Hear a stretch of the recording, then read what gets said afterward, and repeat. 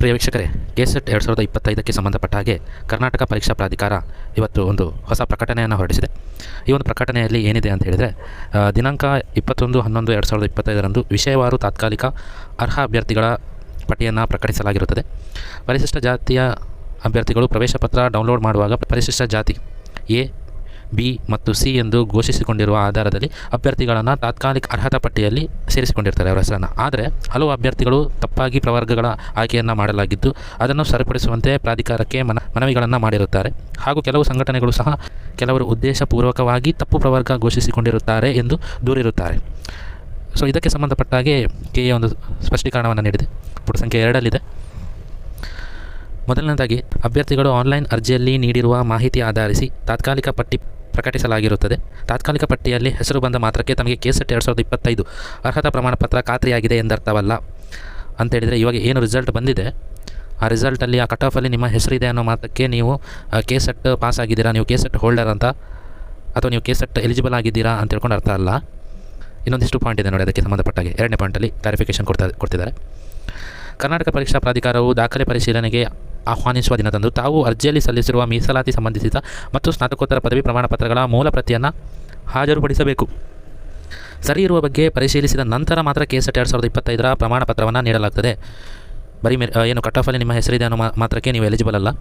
ನೀವೇನು reservation claim ಮಾಡಿದ್ದೀರಾ, ನೀವೇನು ಮಾರ್ಕ್ಸನ್ನೆಲ್ಲ ಎಂಟ್ರಿ ಮಾಡಿದ್ದೀರಾ ಅಥವಾ ಶೈಕ್ಷಣಿಕ ಅರ್ಹತೆಯನ್ನು ಎಂಟ್ರಿ ಮಾಡಿದರೆ ಅದಕ್ಕೆ ಸಂಬಂಧಪಟ್ಟಂಥ ದಾಖಲೆ ನಿಮ್ಮ ಬಳಿ ಇರಬೇಕು. ಆ ದಾಖಲೆಗಳನ್ನ ಸಲ್ಲಿಸಿ ಅದರ ವೆರಿಫಿಕೇಷನ್ ಆದಮೇಲೆ ಅದು ಜೆನ್ಯೂನ್ ಅಂತ ತಿಳಿದ ಮೇಲೆ ಆಮೇಲೆ ನೀವು ಕೆಸೆಟ್ 2025ಗೆ ಎಲಿಜಿಬಲ್ ಆಗಿರ್ತೀರಾ. ಅಂತೇಳಿದರೆ ಕೆಸೆಟ್ 2025ಯ ಪ್ರಮಾಣಪತ್ರವನ್ನು ಪಡೆಯಲು ನೀವು ಎಲಿಜಿಬಲ್ ಆಗಿರ್ತೀರಾ ಅಂತ ಅರ್ಥ. ಕೆಸೆಟ್ 2025 ತಾತ್ಕಾಲಿಕ ಆಯ್ಕೆ ಪಟ್ಟಿಯಲ್ಲಿ ಪರಿಶಿಷ್ಟ ಜಾತಿ ಪ್ರವರ್ಗ ಎ, ಬಿ ಮತ್ತು ಸಿ ಮೀಸಲಾತಿ ಕೋರಿರುವ ಅಭ್ಯರ್ಥಿಗಳು ಆರ್ಡಿ ಸಂಖ್ಯೆ ಇರುವ ತಹಶೀಲ್ದಾರರಿಂದ ವಿತರಿಸಲ್ಪಟ್ಟ ಪ್ರಮಾಣಪತ್ರವನ್ನು ದಾಖಲೆ ಪರಿಶೀಲನೆಯ ಸಂದರ್ಭದಲ್ಲಿ ಕಡ್ಡಾಯವಾಗಿ ಹಾಜರುಪಡಿಸಬೇಕು. ಹಾಜರುಪಡಿಸಲು ವಿಫಲವಾದಲ್ಲಿ ಅವರಿಗೆ ಕೆಸೆಟ್ 2025ರ ಪ್ರಮಾಣಪತ್ರವನ್ನು ನೀಡಲಾಗುವುದಿಲ್ಲ. ಹಾಗೆ ಆ ಪ್ರವರ್ಗಕ್ಕೆ ನಿಗದಿಯಾಗಿರುವ ಸ್ಲಾಟ್ಗಳನ್ನು ಭರ್ತಿ ಮಾಡಲು ಮುಂದಿನ ಅಭ್ಯರ್ಥಿಗಳನ್ನು ಆಯ್ಕೆ ಮಾಡಲು ನಿಯಮಾನುಸಾರ ಕ್ರಮ ವಹಿಸಲಾಗುವುದು. ಯಾರಾದರೂ ಅಪ್ಲಿಕೇಶನ್ ಹಾಕುವಾಗ ಏನು ದಾಖಲೆಗಳನ್ನು ಅಥವಾ ಏನು ಮೀಸಲಾತಿ ಕ್ಲೇಮ್ ಮಾಡಿರ್ತೀರಾ ಅಥವಾ ಶೈಕ್ಷಣಿಕ ಅರ್ಹತೆ ಬಗ್ಗೆ ಮಾಹಿತಿ ನೀಡಿರ್ತೀರಾ, ಆ ದಾಖಲೆಗಳನ್ನು ನೀಡಲಿಕ್ಕೆ ಸಾಧ್ಯವಾಗಲಿಲ್ಲ ಅಂತೇಳಿದರೆ ಅಂಥವರ ಅಭ್ಯರ್ಥಿತನವನ್ನು ಕ್ಯಾನ್ಸಲ್ ಮಾಡ್ತಾರೆ. ಹಾಗೆ ಆ ಒಂದು ಸ್ಲಾಟ್ಗಳನ್ನು ಫುಲ್ ಮಾಡಲಿಕ್ಕೆ ಮುಂದಿನ ಅಭ್ಯರ್ಥಿಗಳನ್ನು ಡಾಕ್ಯುಮೆಂಟ್ ವೆರಿಫಿಕೇಷನ್ಗೆ ಕರೀತಾರೆ ಅಂತ ಹೇಳ್ಕೊಂಡು.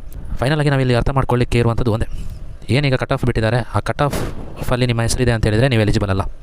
ನಿಮ್ಮ ಎಲ್ಲ ಡಾಕ್ಯುಮೆಂಟ್ ಅನ್ನುವಂಥದ್ದು ವೆರಿಫಿಕೇಷನ್ ಆದಮೇಲೆ ಕೆ ಎ ಅವರು ಏನು ಕೆಸೆಟ್ ಪ್ರಮಾಣಪತ್ರವನ್ನು ಕೊಡ್ತಾರೆ, ಆ ಪ್ರಮಾಣಪತ್ರ ಪಡೆದ ಮೇಲೆ ನೀವು ಎಲಿಜಿಬಲ್ ಆಗಿರ್ತೀರ, ಅದಕ್ಕೂ ಮೊದಲಲ್ಲ. ಹಾಗೆ ಇದಕ್ಕೆ ಸಂಬಂಧಪಟ್ಟಾಗೆ ಒಂದಿಷ್ಟು ಅತಿಥಿ ಉಪನ್ಯಾಸಕ ಅಭ್ಯರ್ಥಿಗಳಿಗೂ ಕೂಡ ಸಮಸ್ಯೆಗಳು ಉಂಟಾಗುವಂಥ ಸಾಧ್ಯತೆಗಳಿದೆ ಮುಂದಿನ ದಿನಗಳಲ್ಲಿ. ಯಾಕಂತೇಳಿದರೆ ಪ್ರಮಾಣಪತ್ರಗಳು ಇಲ್ಲದೆ ನಾವು ಎಲಿಜಿಬಲು ಅಥವಾ ನಾವು ಅರ್ಹರು ಅಂತ ಅಪ್ಲಿಕೇಶನನ್ನು ಹಾಕಿರುವಂಥದ್ದು ದೊಡ್ಡ ತಪ್ಪಾಗುತ್ತೆ. ಧನ್ಯವಾದಗಳು.